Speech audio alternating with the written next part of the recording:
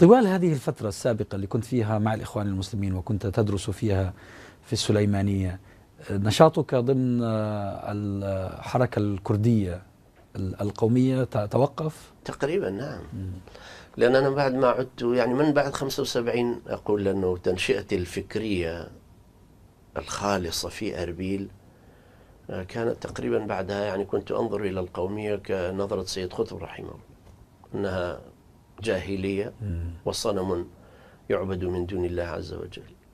فشعورنا في البداية يعني مثل ما ترى بين الإمام البنا رحمه الله كان يقول: إذا كانت القومية بمعنى تفضيل قوم على قوم فهذه معاني ننبذها كما في المؤتمر الخامس.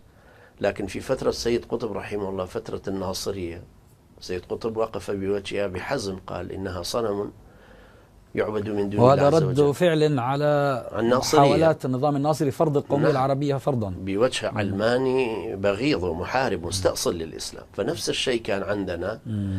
ولذلك الآن أنت ترى القومية الكردية الآن تفقد كل أنصارها حتى في داخلها، لأن الآن تتبنى غلو علماني وإفلاس فكري في مقابل فتولة العضلات المخابراتية.